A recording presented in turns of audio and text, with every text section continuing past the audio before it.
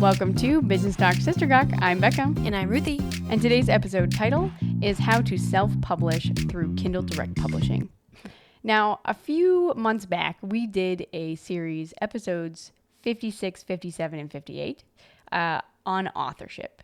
And we had a super fun time interviewing some really great people, and we wanted to take some of their advice and check it out for ourselves. And then also too, we didn't really get into the whole Kindle, Amazon publishing aspect in those episodes with them. So we wanted to give you a little bit more detail on what that would look like if you're interested in doing it, because it is probably one of the lowest time commitments out of all the other platform ways that you can get into doing stuff. Okay, let's start from the beginning. How do you make sure that your book is worth writing? Well, a really good place to find advice on whether or not your book is worth promoting and supporting and getting out there is actually this Facebook group called Guerrilla Publishing, book marketing support and feedback for authors. And that is a mouthful. So yeah. Guerrilla Publishing, book marketing support, and feedback for authors. Yeah, so the admin is Derek Murphy, and I actually have really liked a lot of the stuff. There's a bunch of units that he has out that you can go there and just watch these different videos. And that's actually one of the places that I first started, just because I was like, okay, let me just consume a little bit of the industry information on self-publishing. And this guy's been doing it for a really long time. And the nice thing I like about him is he's not salesy, right?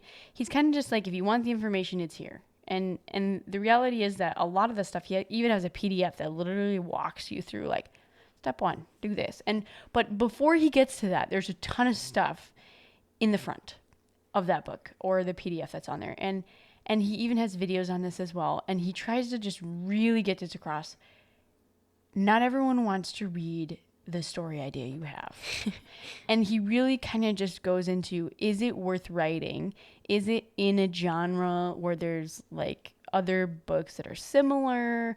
All that kind of stuff. Because so many times people get really wrapped up in whether or not they're going to have a good book because they're like, oh, well, this is my baby. And it's good regardless of if anyone thinks it is or not.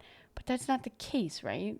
And so he does a really good job of walking you through how to look at other genre books and see if like you fit in that.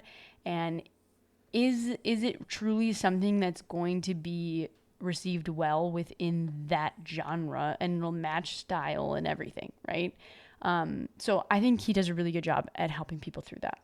Okay. What was the next step for you? Okay, so you have to write your story, right? Okay. Really? Fascinating. Okay, but with what we've talked about with other authors too, they're just like, you have to get it out there. And if you're not a super driven person, we've heard tons of recommendations from a lot of people on saying writers groups are really great. And joining a community like that is really like a Facebook community and saying, hey, this is the genre I'm in. Is anyone interested in doing a writing swap where we'll trade books or whatever? Or finding a local writers group too. Because just like Matthew W. Quinn noted for his writing group, he was required to have a new chapter done like every time he came to a group. And that's episode 58, book promotion, how to get in front of your readers.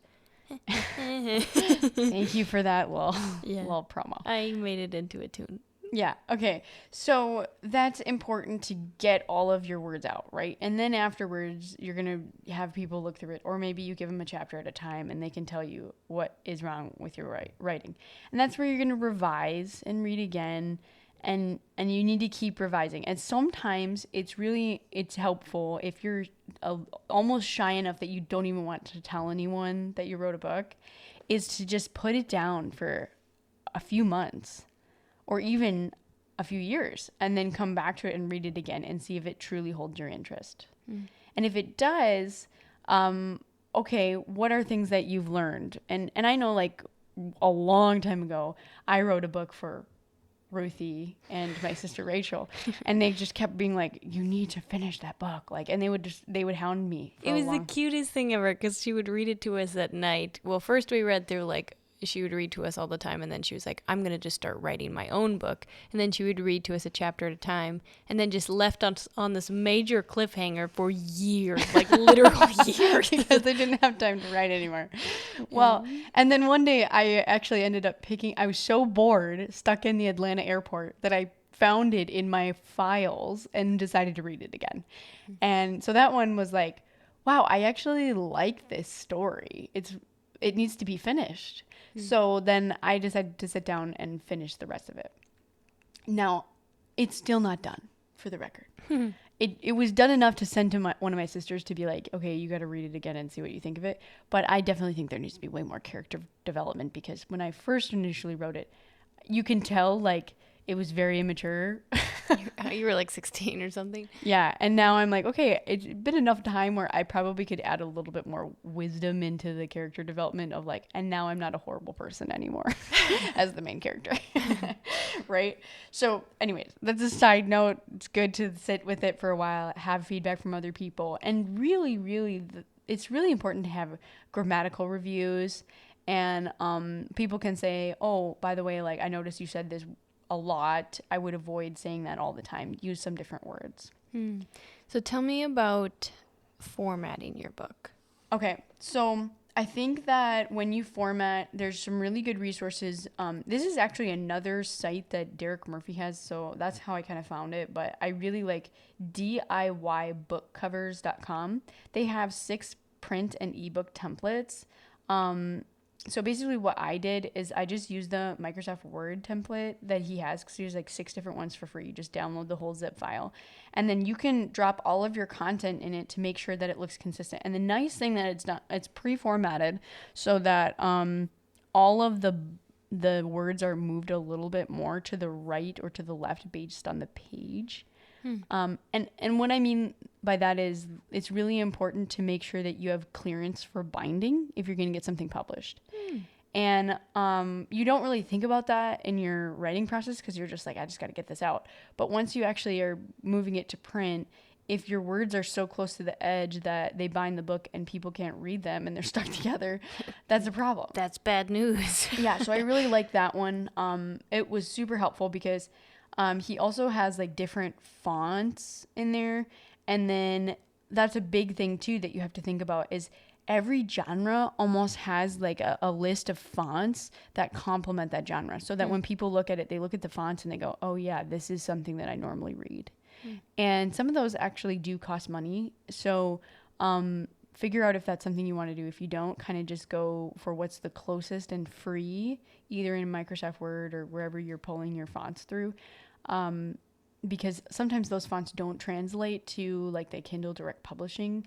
So you just need to be careful of that. And when you're designing your cover, that's a really big thing you need to think about. Your internal header fonts need to match the fonts that are on the cover of your book. Ooh, that's a good tip. I Yeah. wouldn't have thought of that. Right? Because yeah, when you open up a book and you look at the inside, it needs to match so it's the same feel and experience, right? And this is the same thing that a lot of people in theater talk about or movie production. You're trying to create the suspension of disbelief so that people can get into the story. What does that mean? They take their beliefs of what is true and what is real in life, and they set them aside. They suspend them to enjoy, to allow, like they take out their disbelief so that they can believe your story is true, and they get into the world that you've created. Right? And font size evidently helps with that. Yeah, it does. Minimize distraction to create that experience, right?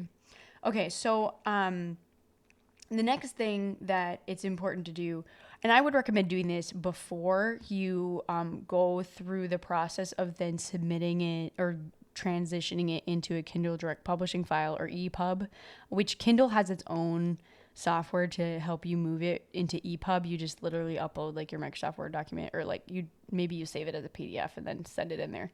But before you do that, you should go to the Copyright Office or with the Library of Congress, which the website for that is eco.copyright.gov.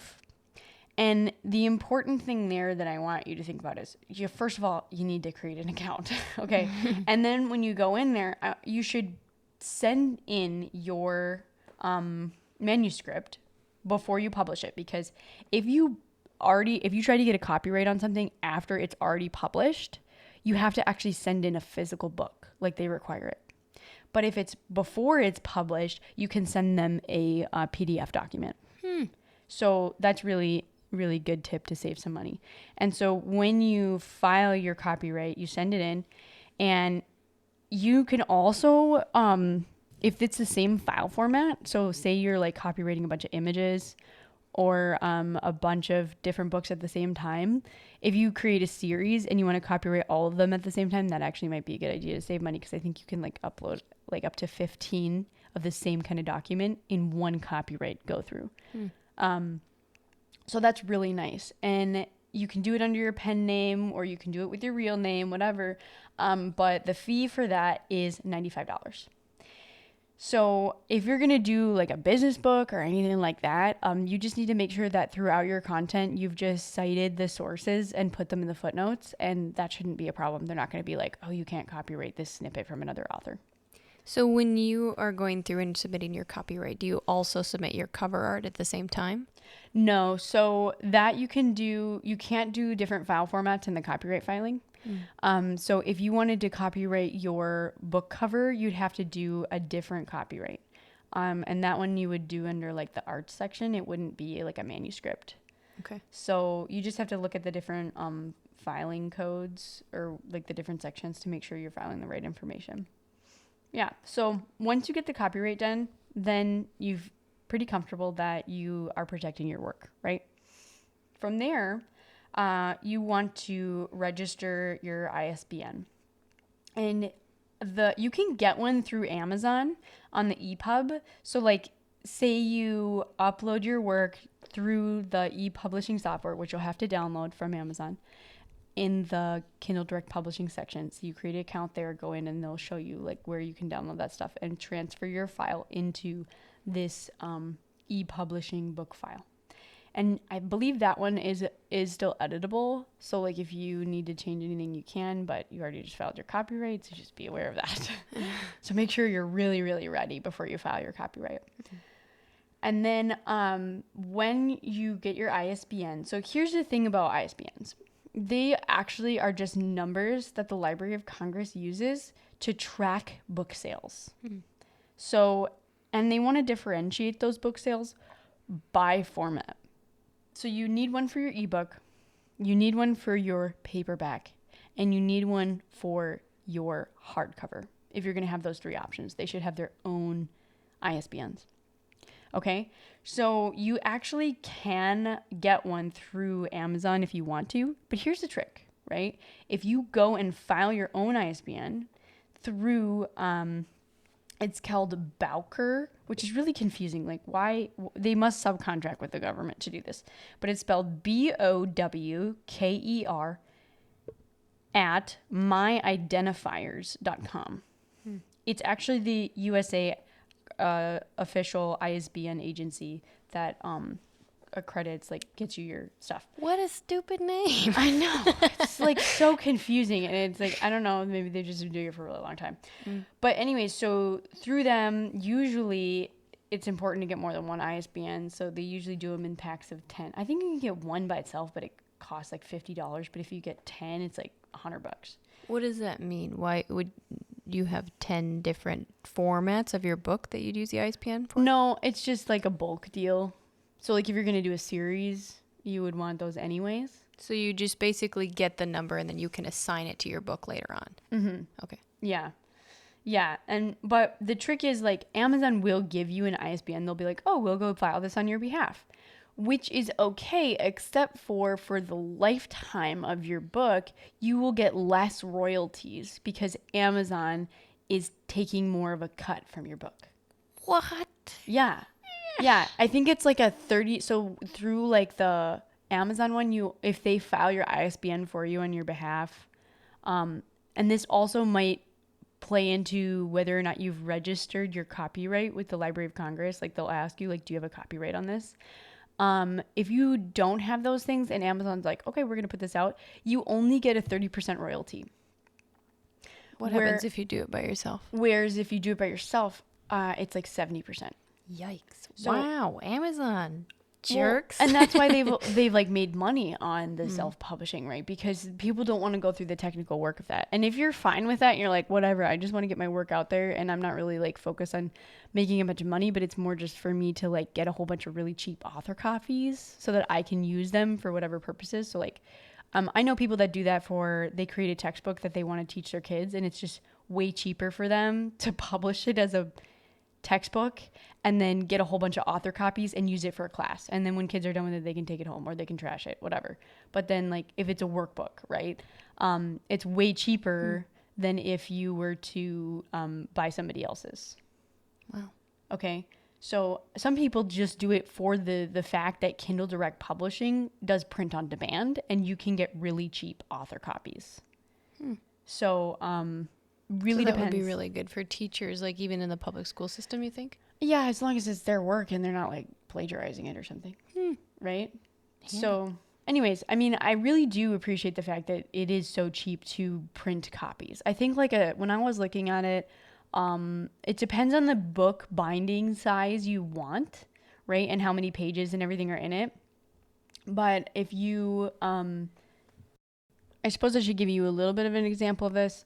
So like a 6x9, or like that's what most books are, or like depending on the genre though, if you're doing a textbook, it could be like way bigger in terms of size. That's going to cost more money, obviously, right? Because it's more word or more paper, bigger size. And if you're doing a paperback versus like hardcover, there's going to be a price difference. And that's because it costs more money to do those things, for the materials. So I didn't mention this and I wanted to go back to it, that if you do a new edition of your book, so like say you put out a book and then 20 years later you do a bunch more research and you want to put it in there and you put out a new edition, you have to get a new ISBN for that because that's a second edition. Okay. And so, but that just helps people, especially in like the educational system. Like if you come out with new research or like science has improved and there's so many more things, you want the most recent edition because that's the most recent knowledge that teachers are going to be teaching off of. Okay. So how do you go about promoting your book through KDP? Did you say KDP? Yeah. So KDP is actually like, it's literally Kindle like kdp.com. Publishing. Yeah.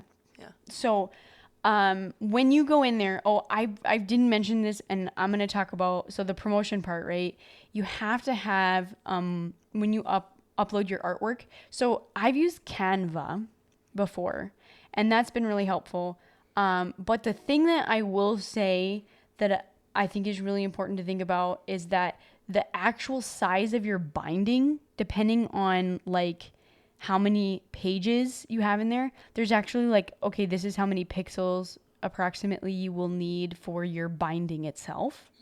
Because when you go to print it, if your binding is like way larger for the side of your book, your ink cutout basically for where your binding is supposed to be will then bleed into the main page of the book. And that's something that you have to think through because that edge is bigger or smaller depending on how many pages are in the book. And there's actually a couple different places that will help you calculate that and just kind of give you a baseline of what that looks like. I just kind of Googled it. So if you're just like pixel to page size ratio for book cover, you'll be able to find a couple different things. And we'll throw a resource in the blog that people can access if they want that. Yeah. So basically like every 90 days. So once you upload that stuff, and by the way, like I probably designed and redesigned my book cover like multiple times, and then she kept sending it to our family group chat. Like, what do you think it is? And then I tried it again. So, and then I like, after I was like, okay, I feel good about this. And I was like, this is amazing. Like I would totally buy this. I'm so pumped. And then I was like, actually, this is not my target market though. Like I'm not my target market. So why would I buy this book? So then I had to go find people in my target market. And I said, what do you think of this book cover? And then people were like, no, that's it's confusing. I can't read it or whatever. It just doesn't really stand out to me. So then I literally was like, okay, now I had to redo the whole thing. And I thought it was ugly. And I'm like, oh man, this looks horrible. And then I sent it to like the people in my target market and they're like, oh yeah, I'd buy that. I'm like, seriously? So anyways, getting that stuff figured out and really doing your book cover to meet the audience that you actually want to read it, right? Because and really look at other people's book covers, and that kind of was something that Cedar Sanderson talked about in her episode, which is episode 57. So you should check that out. That you really more, it's a fine line of meeting what's similar to the genre, and then from there, making it your own spin. So when you're in KDP, you've gotten everything up. You have an ebook out. You can connect your ebook to your print book. You can actually use Amazon's giveaway feature. So there's you can do every 90 days, you can run a free promotion where people can download it, the ebook file, and that's going to help you get like reviews of your book and stuff. I really like what J.M. Palmer said about using a lead magnet and really putting up a lot of stuff before you even release your book. So that was in episode 56. And that'll help you grow your readership as well if you have like that newsletter to be able to put a free promotion out or whatever. And that's not going to give you sales, right? But it will give you more downloads, and it can push the Kindle algorithm to say, oh, this is something people are really interested in. And the more reviews you have, like authentic reviews of your book, the more people will be exposed to your book. So, and then always be networking with others in your genre to see if they could cross promote your book with you. I've seen a lot of people do that where when they're done with their book, they're like, hey, I saw that you put out a book. I'll post about your book on my page and you post about my book on your page. And so you can do that for one another. And then you should, if you want to really promote your book, you should have like an author's page to promote it with, or like if it's under your business, you should have a business page to promote it on. Tell me about the costs of using KDP. Yeah, so KDP is free, like I said. So Amazon is around 60 to 70% royalty, or 35% if you use your own ISBN number. If you buy author copies, for I think around a 6x9, it was like $3 per book, but you have to pay the shipping. Unless you are doing it through like an Amazon Prime account, I think you might be able to get them for free. So just keep that in mind. But that's actually a pretty low cost. If you're really into selling your own copies and you really want that high touch point thing, what I would recommend is bumping your physical book price on Amazon. And then if you're going to sell them on your own website, then you have like a cheaper price on your website. Or like if you're going to sell them at shows or whatever, you could say, well, you can buy it online, but if you buy it today, you can get it for this price. So, which then you can still like make a decent margin for selling a book, right? Okay, so, but just keep in mind too that if Amazon sells it, and you're selling on your website, it's going to be more expensive for you to ship them for Amazon. So the cost portion, the breakdown of that. $95 a copyright. If you want to pay a designer and you're not going to use Canva and do it yourself or whatever, probably budget for like a good design is probably going to be around $250. That's what I've seen for a lot of people. And I would be really like wise about who you ask to design your book cover, because especially when you're like, this is my genre and this is my target market, find somebody who has done a lot of those, because they'll be able to kind of get you into that similar style. So in other words, don't just ask a buddy who happens to be good at like graphic design and I just wouldn't say, say hey, you shouldn't do whip it. this together for me, having But no experience. I wouldn't say you shouldn't do it, but just know that if they're going to be a little bit more experienced in making sure that it's going to fit on the page right. And if you do it yourself, it's okay, but just make sure that you take the time to really get it in alignment with what Amazon says. I probably re-uploaded my file like 5 or 6 times at least before I was like, okay, now I'm ready to like buy copies and have them sent to me. Okay, I'm going to keep moving with the cost though. So $295 for 10 ISBNs, or you can pay $125 for one. So at the bare minimum, oh yeah, and then if you're like, oh, I'm going to do this on my own and I'm not going to use KDP, but I want to like get the file out there and then I'm going to use a different service, to publish and do print on demand copies, you can get barcodes. So don't give in to this, oh, I gotta get a ISBN here and then I have to buy a barcode. You can get barcodes for free at barcodesinc.com. And then, so bare minimum is like $220 for like getting your book from writing the whole thing. You've edited, people are helping you for free, and then you upload it and you buy your own copies. Okay, $223 because maybe plus shipping because you want to send yourself your own $3 is really going to break the bank. Yeah. So, but if you just want to like copyright it and save it for later, copyrights, as we learned from our episode, What is Intellectual Property, number 55, is that it will last for your whole lifetime. I think plus 75 years. So, one caveat I had for you was actually make your book worth reading. Don't be scammy and take the time to make it a great product. I hate when people write really quick ebooks and they're like, oh, this is amazing content. And then when you actually read it and you paid like to read it, it's a bunch of fluff. And I just want to say one thing here. Some people will create a decent quality ebook and then they push it out in an email blast and misspell something in the email blast. And every time I'm like, you might have a really good quality ebook, but just the fact that you misspelled things in the subject line, I'm like, you know what? I'm not reading your ebook. Anyways, Yeah, so okay. keep that in mind. Ruthie also is good at helping me find my typos. So but I haven't done that. So in this instance. Okay, so we're going to transition to the gawk portion of our episode today. And Ruthie's going to tell us a story.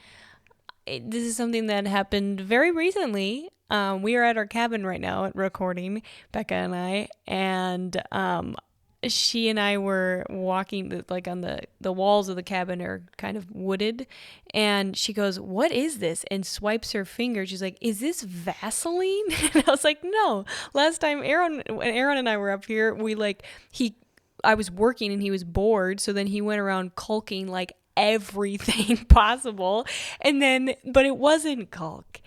It was a tube of grease.